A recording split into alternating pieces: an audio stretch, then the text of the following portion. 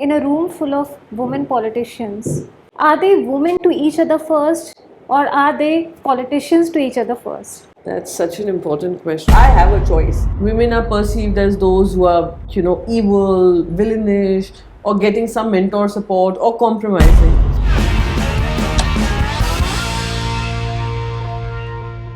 Do you feel the life of a male politician and a female politician is different? No, it is definitely different. However, with a man, it is always like they have to take this responsibility. Many times they're vulnerable. Many times, as a politician, they're 24/7, 365 on the field. So they are expected to, okay, your family will be taken care of.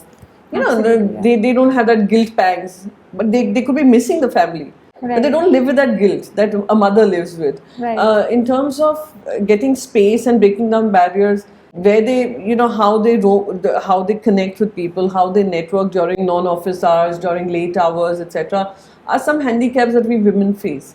But in terms of having a tough time managing, balancing family, etc., I think they just resign themselves to the fact that this is how it is going to be. Which I sometimes feel like many people do tell me that, if y'all women can express that y'all are missing your family, your children, etc. But with us, it's a more difficult thing. Many Yeah. times the family is staying together, but their constituencies are away from Right. the city, etc. They also have to make those Right. sacrifices. But in terms of feeling that, okay, we are in charge, we can take the call and the family will have to go along, Right. is much quicker as compared to a woman who thinks through everything before she takes the decision, or before she takes the plunge, or before Right. she commits herself Right. to something like this. Now, on the other side, you have traveled places, Yeah. being a politician, and you interact with so many people, right? Across various demographics as well. Do you feel that being a woman sometimes you have felt invisible, or maybe not acknowledged enough, in spite of having opinions, having those accomplishments, and you had to strive to kind of fit in and maybe put your face out there? Yes, I do exist. Yeah, it has happened several times, especially in political parties and organizations. What happens is, maybe it's not out of design, but women have been so invisibilized in these spaces, especially policy spaces. Policy on talking on tech, digital, fintech, climate change, etc. It becomes a little difficult for your opinion to be heard, and sometimes Because they they're shout it considered very down. masculine, perhaps. Yeah, masculine, and this inability to understand that a woman can also have an opinion, right? So many times we've had, conversations where we're sitting together and where you're just totally invisibilized, or you're made to believe that inadequate information. But I have continued to, I've started to feel, now that I'm going to be hitting 50s in some years, that I was never meant to fit in. I was always meant to stand out. And I continue to do that. I continue to question this invisibilization. I continue to question that, hello, I'm here. I have an opinion. You may laugh at my opinion, you may mock my opinion, you may disagree with my opinion, but you will be duty bound to your opinion. So those things happen, and it is very, very casual at times. It is very, very, I would say, not something which is by design, like I said. And many times it comes from a point of, what do you know? How much of the world have you seen? Who are you to tell us about finance, about tech, about economy, about whatever?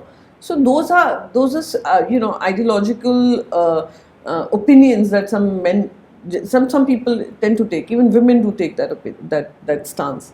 But it is part of our life, our learning. Does sexism exist within Indian politics, or it totally depends on a particular party how they treat their people No, I think sexism is all pervasive across across parties? across the globe as far as women in politics are concerned. That's point one. Having said that, we are a very patriarchal society. When the constitution was being framed, we had some very progressive thinkers who were framing our constitution, where they gave women the equal rights, where they gave, there was a talk of giving women some quota reservation for their, to be participant in democracy. They said, no, we don't need that. We don't want some quota or some reservation. But today, look, 70 years down the line, we've had to introduce a quota because those progressive thinkers who felt the nation will progressively bring equality failed those thinkers. We failed as a nation, as a generation, as several generations, to live up to that expectation that our freedom fighters had when they were framing this constitution. So having said that, sexism is all pervasive. It exists in various forms, in various spaces. How you fight it, and political parties have been guilty of not doing enough. So you are treating women as lightweights in politics. You're treating women as you'll have no choice, yeah, just live with it. Dude, I have a choice. I have a voice. You don't treat me like I'm a doormat. Right? I came into politics because of my choice, and I'm going to use that, right? So those are things that happen across political parties, and it is a reality which many women are fighting within their spaces, or whether they're fighting it or not, I don't know. But I will continue to fight that fight, and hopefully it will percolate into more women asking for accountability in their own political systems. But yes, there is one thing I would say, there is a change in terms of how men are dealing with women in these spaces. The women are not the ablanaris anymore. They are fighting that fight. They know that they have a voice, which they are voicing. Subscribe to Midday India. Get direct notifications on all our videos by clicking on the bell icon.